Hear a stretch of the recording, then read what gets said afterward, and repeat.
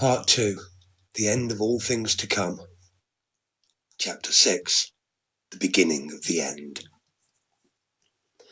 As he had driven away from Ellie Mae for the last time, he felt a pain inside like he had never felt before. He got clear of the town as quickly as he could.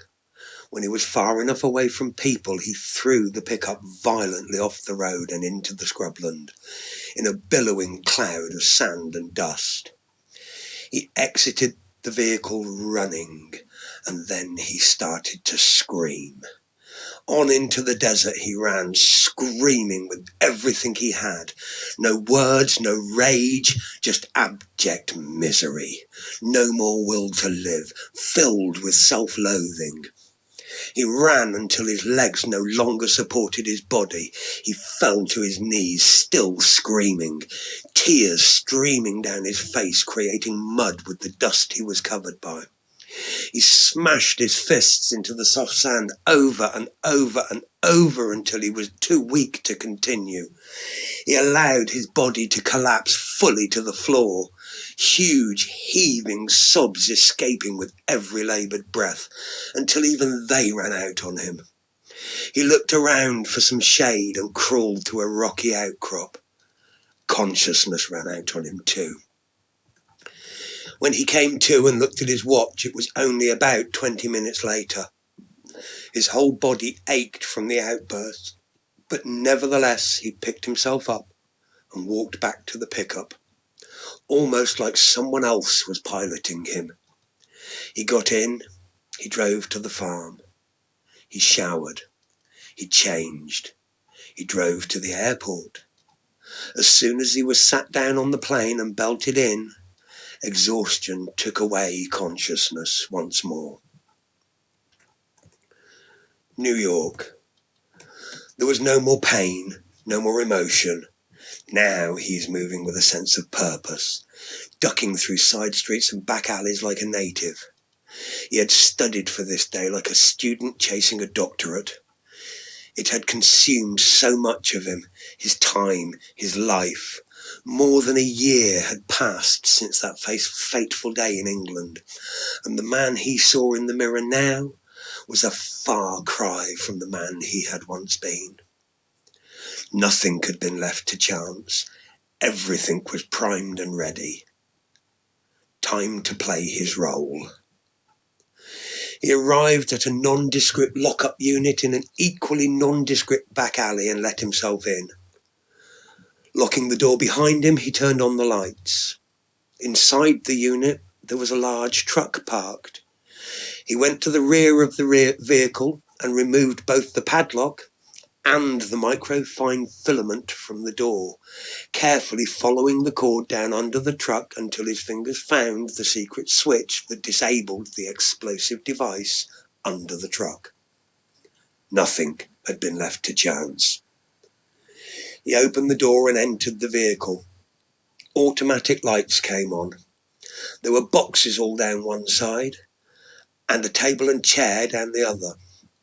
There were clothes on the table, tactical gear, Kevlar body armour, and an unsettling array of bladed weapons from knives to swords via axes and throwing stars, all with a coloured label on them, either green or red, though mostly red.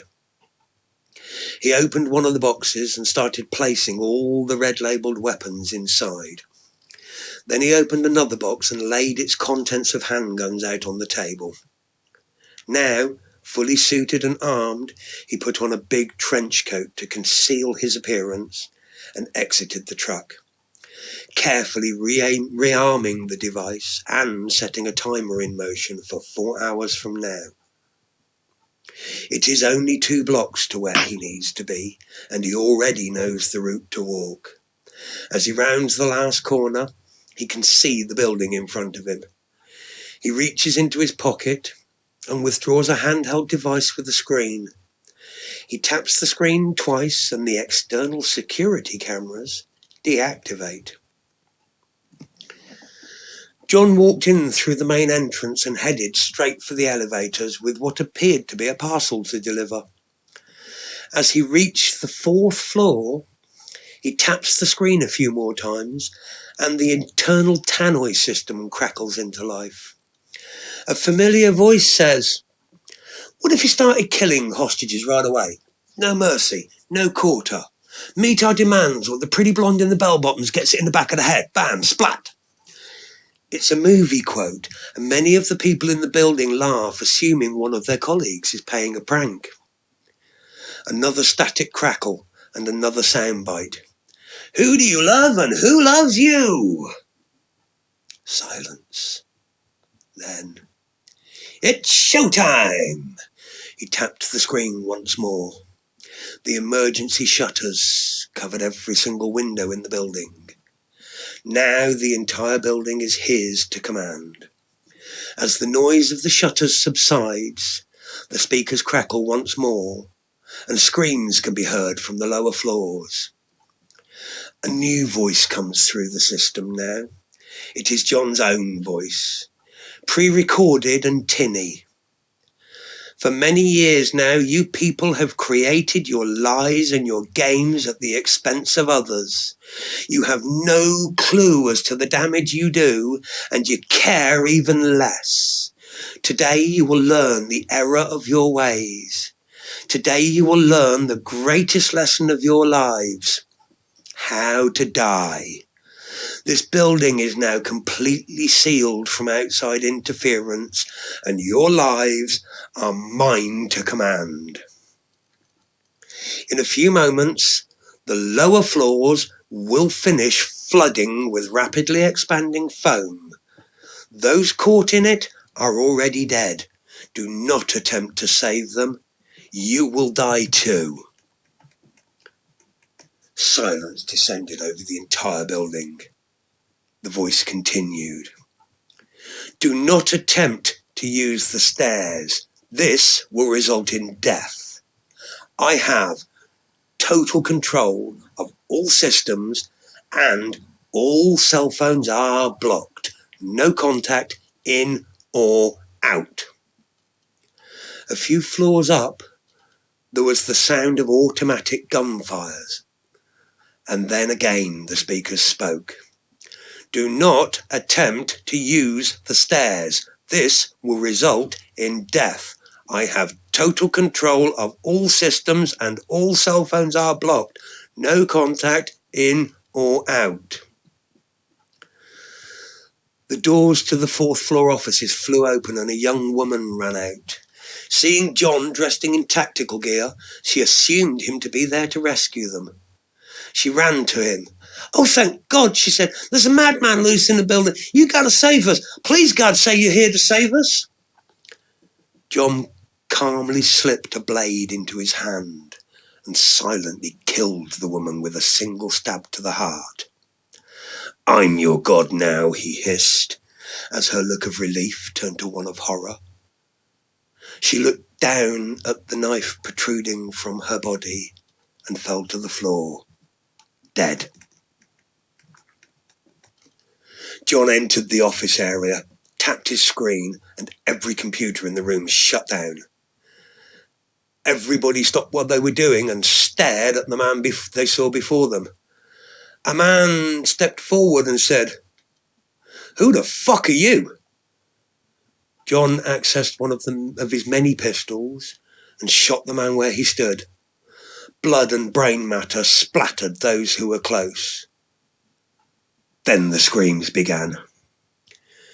John fired twice more into the air and shouted, "There will be silence!" There was silence, apart from the sounds of stifled sobs. John continued to speak. "Today is your last day on Earth. For decades now, you people have destroyed lives with your lies and your games. Now you will all play my game." A woman stepped forward tentatively and said, "Why are you doing this? We're office staff. We don't make the games. For God's sake, please." "Approach me," said John as he holstered the gun. She stepped forward. "Closer," he said. She moved closer, visibly terrified. Keeping a watchful eye on the rest of the room and without making direct eye contact, John said quietly, "Are you afraid to die?" "Yes," she said. "Do I scare you?" "Yes." "Don't be scared," he said, as another blade found his hand, and once again he killed with a single stab to the heart. He let her go, and she fell to the floor, the knife clearly visible. Another voice, male this time, said, "What do you want from us?" "You say you are office workers with no part of game creation. So sadly for you, I want nothing, and you will all die needlessly. There is nothing I can teach to those who deny a need to learn." Once more, he tapped the screen and quickly put a gas mask on.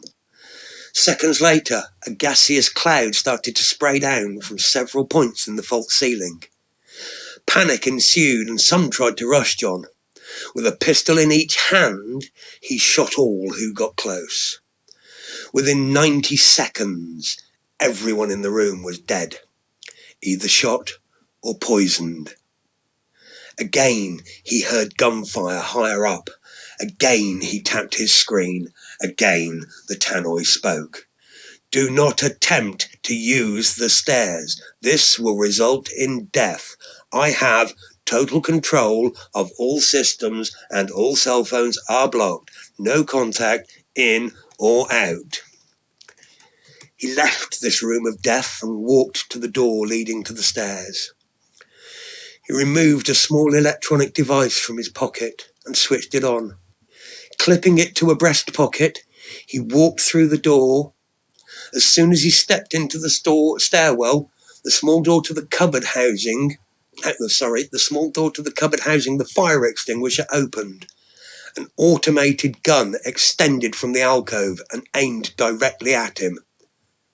The device on his pocket made a sound, and instantly the gun returned to its hiding place. He climbed the stairs to the next floor.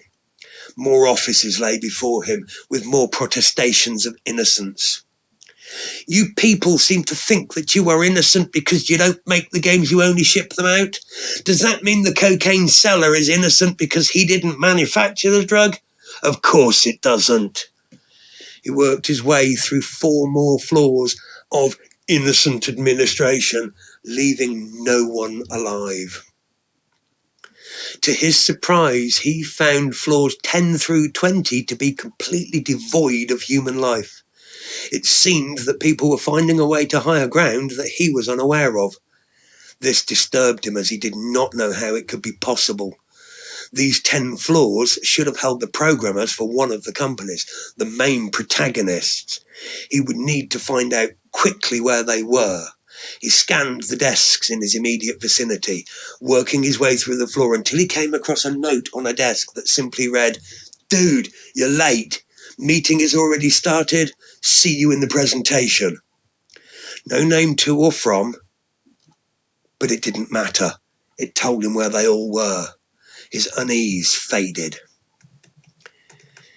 He headed to the presentation room. A small smile played across his mouth as he headed back to the stairs. There were bodies in some of the stairwells. Quite a few people had tried to escape this way, despite his warnings, and now they were dead. Over 5 floors he counted around 40 or so bodies. This irritated him, so he tapped his screen once more. He spoke into the device, and his voice came through the speakers. "You cannot escape through the stairs. There are automated guns with 2,000 rounds per gun situated all through the stairs to this building, and there are less than 500 people left alive. You are allegedly intelligent people. Do the math." Silence. Outside the building, a young programmer was confused as to why he could not gain access to his place of employment. He was acutely aware that he was late for an important presentation and was genuinely concerned for his job security. After about 10 minutes of trying to call any of his colleagues, he gave up and went home, certain in his own mind that he no longer had a job.